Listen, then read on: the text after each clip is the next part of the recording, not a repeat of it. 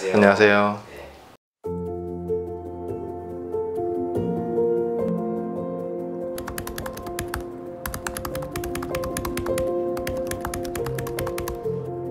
제가 간혹 환자분들한테 좀 젊어 보인다는 얘기를 가끔씩 듣고는 하는데요.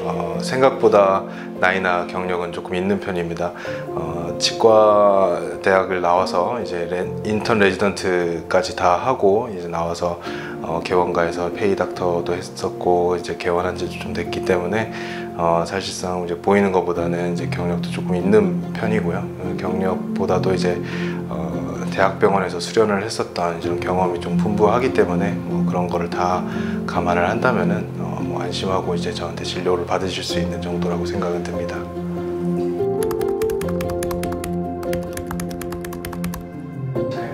구강외과 전문의의 정식 명칭은 구강악안면외과 전문입니다. 그래서 구강악안면외과는 구강, 입, 그 다음에 악골, 그 다음에 안면, 얼굴 쪽에 이제 관련된 수술을 전문적으로 하는 그런 과가 되겠고요. 전문이라는 거는 뭐 피부과나 성형외과처럼 치과의 세부적인 그런 과, 전문과를 얘기를 하고요. 구강외과 전문의가 되기 위해서는 이제 나라에서 지정한 이제 병원에서 일정 기간 수련을 받고 또 이제 나라에서 이제 지정한 시험을 또 통과를 해서 전문의 면허를 하나를 더 취득을 하면은 그때 이제 구강외과 전문의가 되게 됩니다. 그래서 지금 현재 구강외과 전문의는 전체 치과의사 중에 한 4% 정도 차지를 하고 사실 수련하면서 당직이나 뭐 이런 응급이나 또 입원 환자 같이 이제 다른 치과 전문과에 비해서 좀 몸이 힘들기 때문에 사실 소수 많이 이제 그 전문의 과정을 밟고 있는 게 지금 현실이라서 뭐 그 수술에 관해서는 이제 전문적인 치과 의사라고 보실 수 있습니다.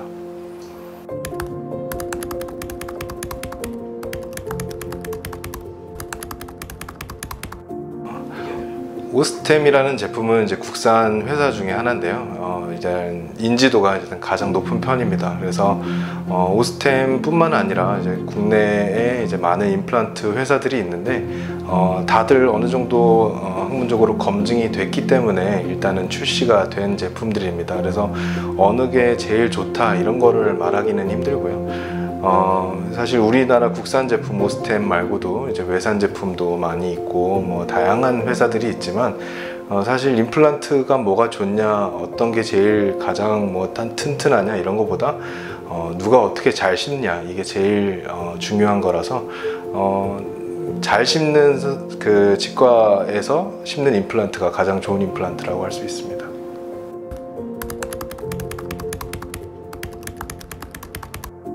회복 기간이라고 얘기할 때 이제 뭐 몇 가지 기준이 있는데요. 일단은 환자분들이 일상생활을 언제부터 할 수 있냐의 기준으로 따졌을 때는 사실 당일입니다.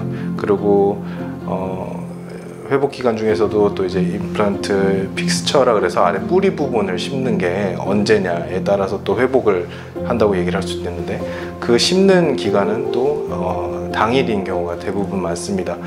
뿌리 끝에 염증이 너무 심하지만 않으면 대부분의 경우는 이제 당일에 발치를 하고 당일에 이제 임플란트 픽스처 뿌리 부분을 심기 때문에 회복 기간은 거의 뭐 당일이라고 보시면 되고요. 실밥을 푸는 기준으로 봤을 때는 한 일주일에서 2주 사이 정도가 이제 실밥 푸는 기준이 되고 마지막으로 이제 보철물을 씌울 경우에는 2달에서 3달 정도 소요가 된다고 보시면 됩니다.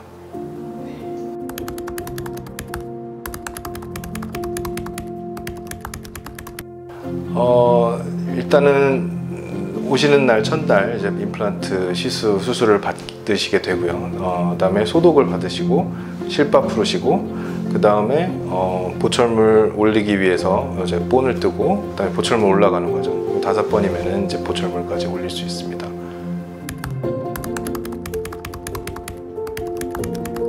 기간은 이제 그 뼈 상태에 따라서 2달에서 3달 정도 소요된다고 보시면 되고요. 길게는 뭐 4개월까지 5개월까지 가는 경우도 있기는 한데 뼈 상태가 너무 안 좋거나 뼈 이식을 많이 해야 되는 경우는 4개월, 5개월 정도 걸리고 있습니다.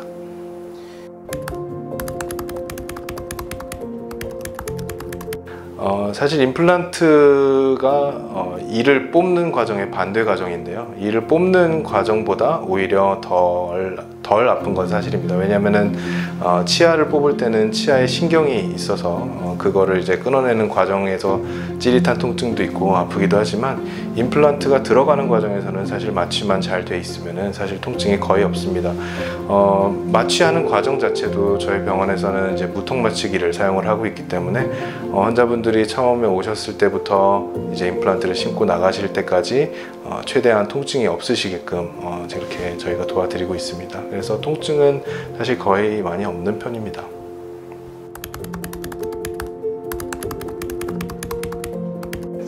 네, 그럼요. 제가 이제 이 근처에서 마취를 제일 안 아프게 하기로 소문이 나 있습니다.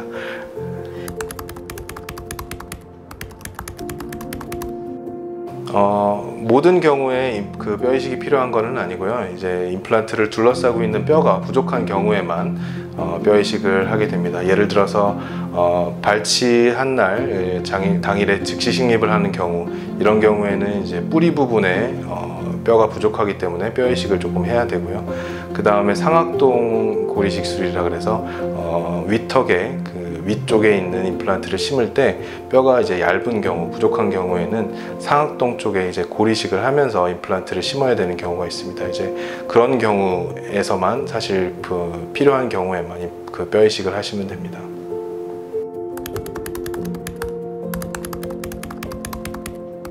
일반적으로 사랑니 뽑은 발치 후 주의사항과 거의 비슷한데요. 당연히 술, 담배는 이제 회복 기간 동안은 이제 금해 주셔야 되고, 얼음찜질 하시고 이제 잘 쉬시고, 이런 거는 이제 기본적인 사항에 이제 해당하고요.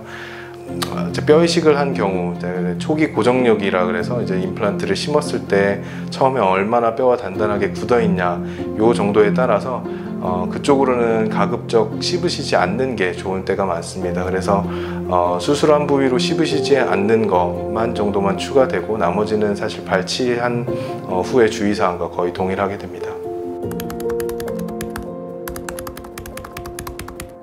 네, 저희 병원 이제 턱관절 치료 가능하고, 이제 스플린트나 보톡스 포함해서 이갈이 장치, 많은 턱관절 치료를 하고 있습니다. 턱관절 치료의 이제 기본이 되는 이제 물리치료와 이제 본인이 스스로 할 수 있는 운동 등을 저희가 이제 적극적으로 가르쳐 드리고 있고, 현재도 지금 많은 환자분들이 주기적으로 오셔서 물리치료 받고 또 많이 좋아지시고 이렇게 회복하셔서 진행을 하고 있는 편입니다.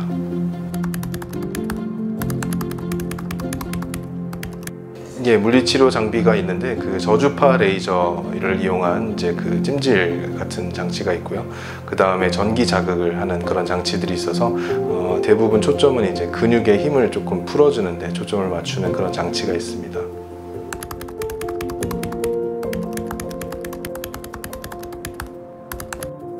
딱히 그렇지는 않고요. 이제 구강외과 전문의 이제 수련을 하는 레지던트 과정을 지내면은 사실 많은 사람들이 이제 사랑니를 주로 많이 뽑게 됩니다. 저 같은 경우는 이제 우리나라에서 거의 가장 큰 대학병원에서 레지던트를 했기 때문에 하루에 오셨던 매복 사랑니 환자분 수도 사실 좀 상당히 많았습니다. 그래서 저희가 이제 전문의 시험을 보기 전에 사랑니를 몇 개를 뽑았는지 사실 숫자를 좀 세게 돼 있는데, 제가 나중에 나올 때 세보니까 3년 동안 한 3,000개 넘게를 뽑았더라고요. 그래서 상당히 많은 수인데, 다양한 케이스에 따라서 뽑아야 되는 그런 치아를 삭제를 하거나 이제 분리를 해야 되는 방법이 다르기 때문에 그런 면에서는 사실 많이 경험이 있어서 그런 얘기를 좀 듣는 게 아닌가, 과분한 칭찬을 받는 게 아닌가 생각이 듭니다.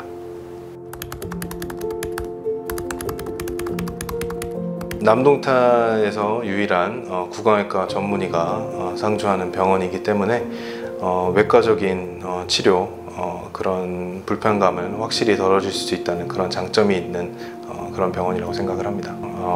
오시면은 일단은 굉장히 품질 높은 고퀄리티의 진료를 받으실 수 있다고 지금도 자부를 하고 있습니다. 항상 연구를 하는 마음으로 지금도 계속 공부를 하면서 환자분들 최대한 안 아프시고 최고의 결과를 낼 수 있게끔 저희가 이제 저뿐만 아니라 모든 스태프들이 다 같이 모여서 상의를 하면서 진료를 하고 환자분들을 보고 있기 때문에 이쪽 근처에서는 이제 가장 전문적인 치료를 받을 수 있지 않나라는 생각이 듭니다.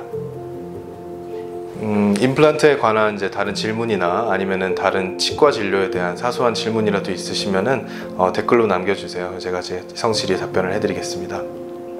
감사합니다.